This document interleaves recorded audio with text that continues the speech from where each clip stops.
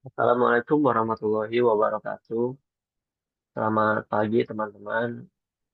Di sini kami dari kelompok 11 ingin mempresentasikan hasil studi kami dalam mata kuliah Ekonomi Internasional. Materi kami yaitu pergerakan sumber daya internasional dan perusahaan multinasional. Kelompok kami terdiri dari Hafiz Muharram Rahimahullah, yaitu saya sendiri, dan Azhara Marsha Adelia, serta Fitrianingsih. Oke, kita lanjut ke materinya aja langsung ya. Next.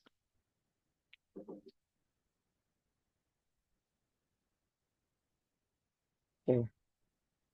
Latar belakang dari materi ini yaitu perdagangan internasional kerap mengabaikan pergerakan modal, tenaga kerja, dan teknologi. Padahal ketiganya sangat mempengaruhi perekonomian global. Sebelum Perang Dunia ke-1, investasi asing didominasi investasi portofolio dari negara maju. Setelah masa stagnasi, arus investasi kembali meningkat sejak tahun 1960-an dan berkembang pesat di era globalisasi. Pergerakan modal antar negara terjadi dalam bentuk investasi, portofolio, dan investasi langsung atau FDI dengan tujuan memperoleh imbal hasil lebih tinggi dan menekan risiko. Untuk mengatasi ketimpangan, diperlukan kebijakan terbuka dan lembaga keuangan global yang kuat, di mana perusahaan multinasional berperan penting dalam menyebarkan sumber daya dan teknologi secara global. Oke, next.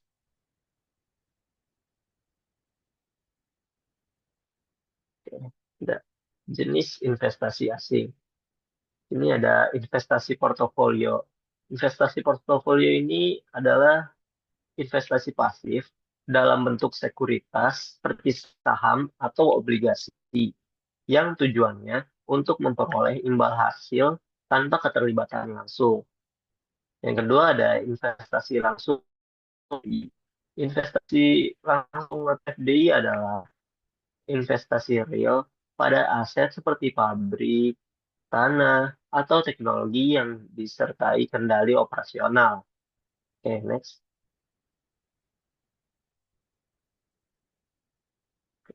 Motif investasi internasional. Motif investasi portofolio sendiri bertujuan memperoleh imbal hasil tinggi dengan risiko minimal melalui diversifikasi. Investor membeli sekuritas asing karena potensi keuntungan dan korelasi negatif terhadap aset domestik yang menstabilkan portofolio. Lalu motif investasi langsung. Investasi langsung sendiri bertujuan mengendalikan operasi di luar negeri untuk menekan biaya, menghindari hambatan, dan memperluas pasar. Perusahaan multinasional menggunakan strategi integrasi vertikal dan horizontal guna menjaga efisiensi kontrol mutu serta keamanan pasokan dan teknologi. Oke. Di sini ada studi kasus fluktuasi aliran penanaman modal asing ke Amerika Serikat. Bisa dilihat tabelnya ya.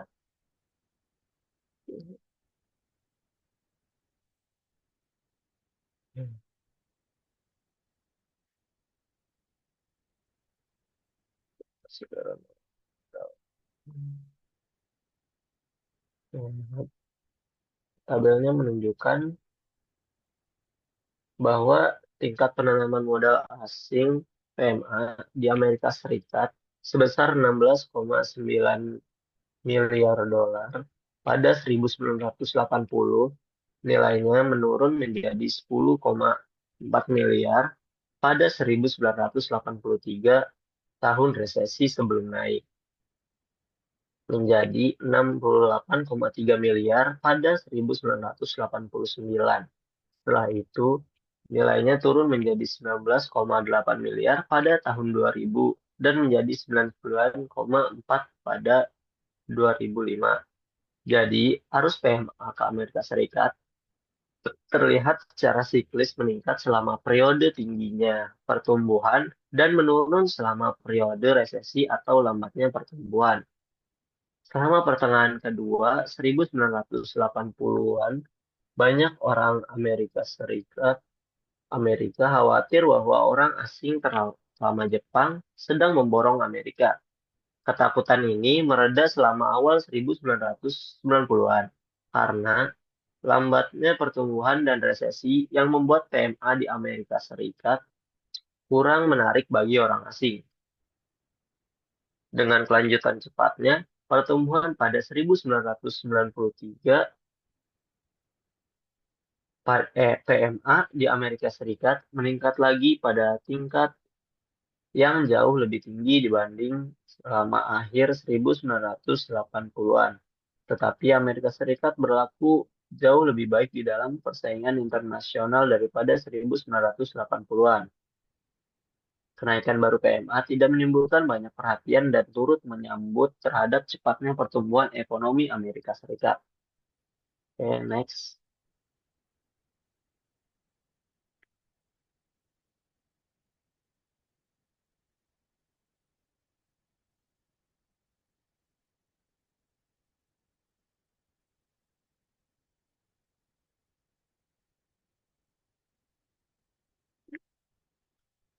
Hmm, udah ganti belum sih?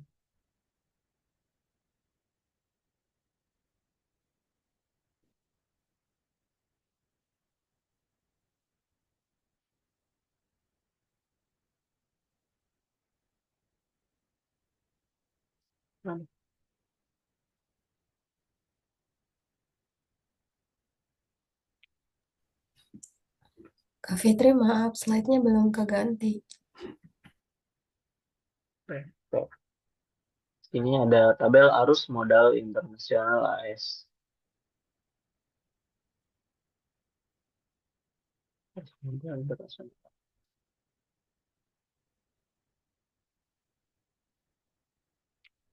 Oke. Tabel ini menunjukkan bahwa saham investasi langsung Amerika Serikat ke luar negeri dan penanaman modal asing di Amerika Serikat juga meningkat sangat cepat dari 1950 hingga 2005 dan agak lebih tinggi pada nilai pasarnya daripada harga saat ini. Oke, selanjutnya akan dilanjutkan oleh rekan saya. Next.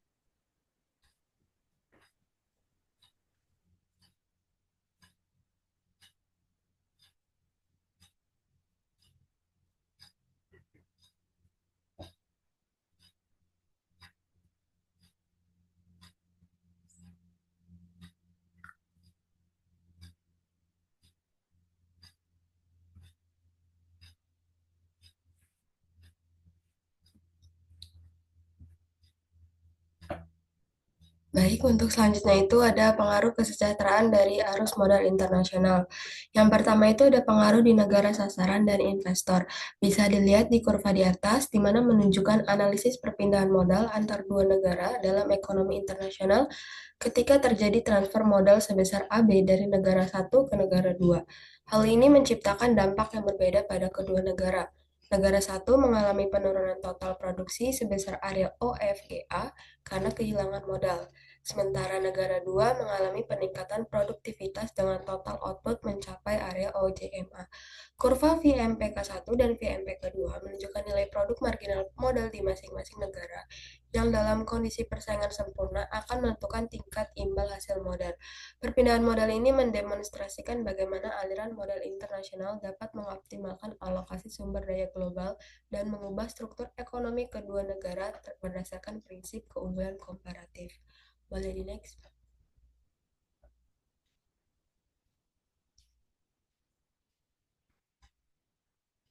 Selanjutnya itu ada pengaruh lain di negara sasaran dan investor, di mana transfer modal internasional menciptakan dampak kompleks pada kedua negara yang terlibat. di negara sasaran.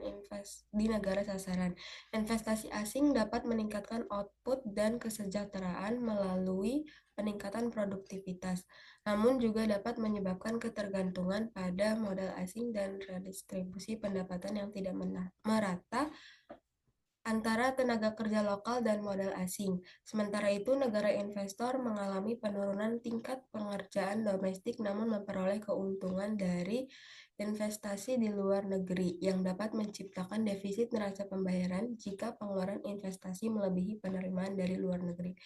Investasi Investasi asing memberikan pengaruh yang berbeda tergantung pada karakteristik negara dan jenis investasi. Salah satunya itu negara maju seperti Amerika Serikat cenderung mengalami penurunan pajak perusahaan untuk menarik investasi, sementara negara berkembang lebih fokus pada peningkatan output dan volume perdagangan.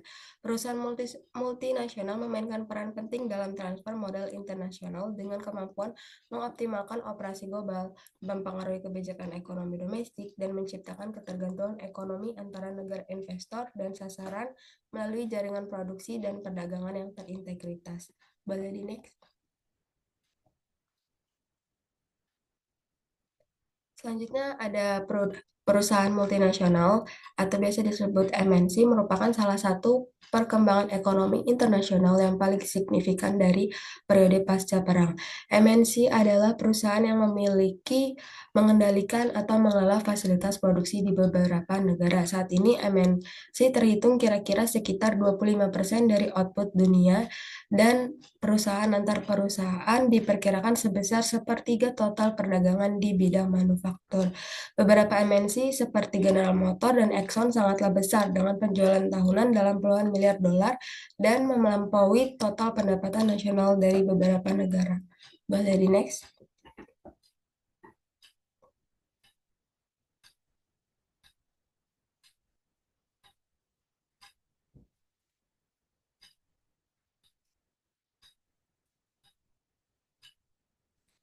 Selanjutnya ada alasan munculnya perusahaan multinasional. Alasan mendasar mengapa MNC muncul adalah keunggulan komparatif dari jaringan produksi dan distribusi global. Keunggulan komparatif ini muncul sebagai akibat dari integrasi tegak dan mendatar dengan cabangnya di luar negeri. Melalui integrasi tegak, banyak MNC dapat menjamin pasokan bahan mentah di hulu negeri dan mengembang serta mengawasi perdagangan antar perusahaan yang lebih efisien. MNC juga memiliki keunggulan komparatif dalam skala ekonomi produksi, pembiayaan, penelitian, dan pengembangan, serta pengumpulan informasi pasar. Output yang besar memungkinkan mereka melakukan pembagian kerja dan spesialisasi produk jauh lebih maju dibanding perusahaan nasional yang lebih kecil. Boleh di next?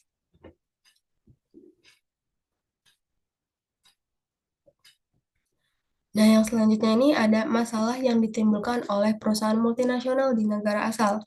Kehadiran MNC dengan mengelola produksi dan distribusi secara efisien pada cakupan seluruh dunia dapat meningkatkan output dan kesejahteraan dunia. Namun, MNC juga dapat menciptakan masalah serius di negara asal dan sasaran. Pengaruh berbahaya yang paling kontroversial dari MNC di negara asal adalah kurangnya pekerjaan dalam negeri yang berasal dari penanaman modal asing. Eh, pa- Pada data 16 MNC terbesar di Amerika Serikat, dua di Jepang dan Jerman, dan satu di Inggris, Jerman atau Amerika Serikat, dan Prancis beroperasi dalam berbagai industri.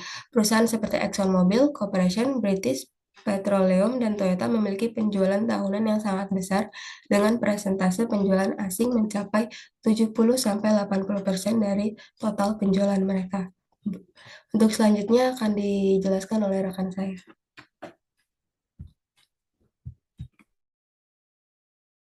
Baik, untuk selanjutnya itu ada masalah yang diciptakan oleh perusahaan multinasional di negara sasaran.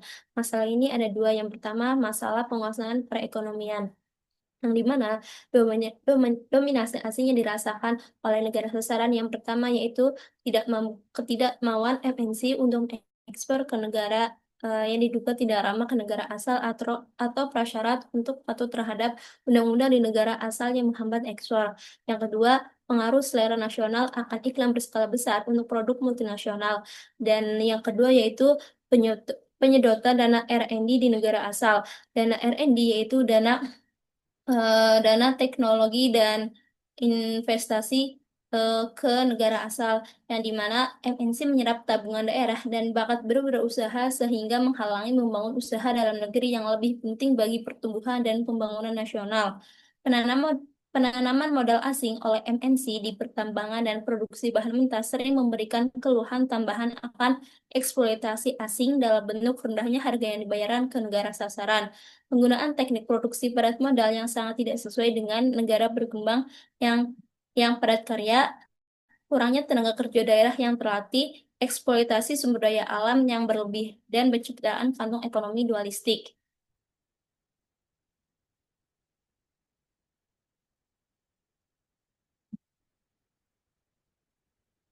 Selanjutnya ada motif dan pengaruh pengaruh kesejahteraan dan imigrasi tenaga kerja internasional. Tenaga kerja umumnya bergerak Tenaga kerja umumnya bergerak secara internasional daripada modal. Akan tetapi, besarnya gelombang imigran yang selama abad 19 ini mengurangi tekanan jumlah penduduk di Eropa yang di mana banyaknya orang-orang berpindah dari Eropa ke dunia baru yaitu Amerika Serikat. Selanjutnya ada motif migrasi tenaga kerja internasional. Migrasi tenaga kerja internasional terjadi karena alasan ekonomi dan non-ekonomi. Pada abad 19, migrasi internasional didorong oleh keinginan menghindari tekanan politik dan agama di Eropa. Tapi, sejak akhir Perang Dunia II, migrasi didorong oleh prospek untuk mendapatkan upah real dan pendapatan yang lebih tinggi di luar negeri. Keputusan bermigrasi karena alasan ekonomi dapat dianalisis seperti keputusan investasi lainnya, yaitu biaya dan manfaat. Biaya meliputi pengeluaran transportasi dan hilangnya upah selama waktu yang dihabiskan untuk menetap dan mencari pekerjaan di negara baru. Dan yang kedua, manfaat. Manfaat ekonomi dan migrasi internasional diukur oleh lebih tingginya upah real dan pendapatan yang didapatkan di luar negeri selama sisa masa kerjanya melebihi dan di atas apa yang ia dapat diperoleh di rumahnya. Manfaat lain adalah semakin besarnya kesempatan kerja dan pendidikan bagi anak-anak migran.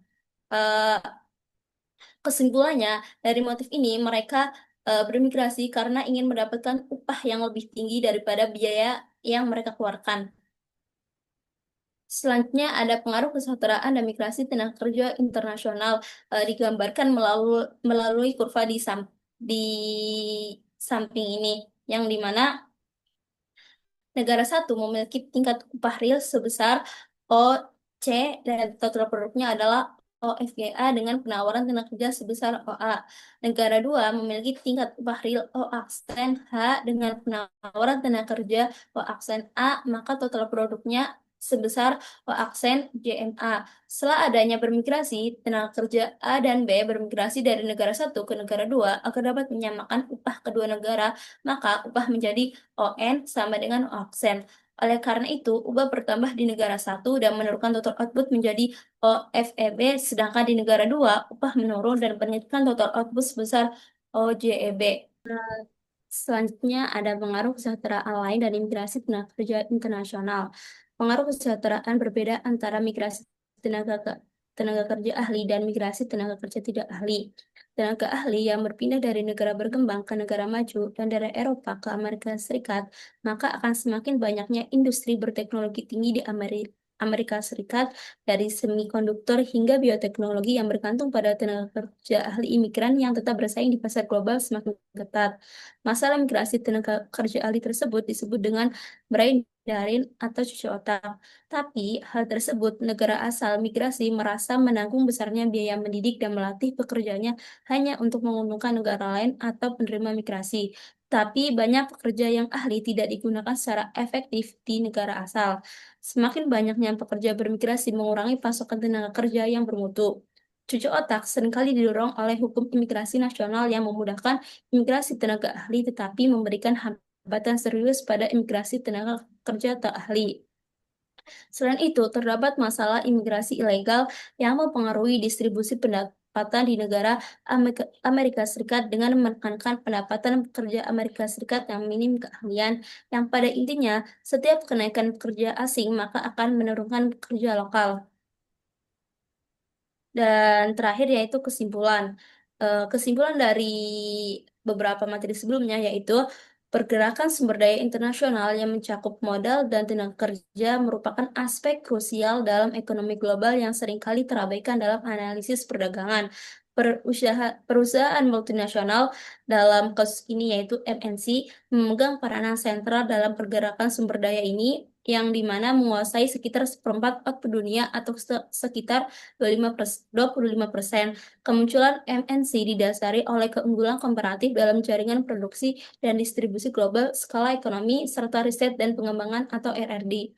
Meskipun dapat meningkatkan kesejahteraan global, MNC juga menimbulkan berbagai masalah seperti potensi hilangnya pekerjaan di negara asal dan dominasi ekonomi, eksploitasi sumber daya, serta terhambatnya pertumbuhan usaha lokal di negara sasaran atau negara tujuan dari MNC. Sementara itu, migrasi tenaga kerja internasional yang kini lebih banyak didorong oleh motif ekonomi untuk mendapatkan upah yang lebih tinggi juga memiliki dampak signifikan. Sekian. Oke, mungkin sekian dari kelompok kami. Terima kasih sudah mendengarkan sampai akhir, memperhatikan sampai akhir. Oke, kurang lebihnya mohon maaf. Terima kasih dan Assalamualaikum warahmatullahi wabarakatuh.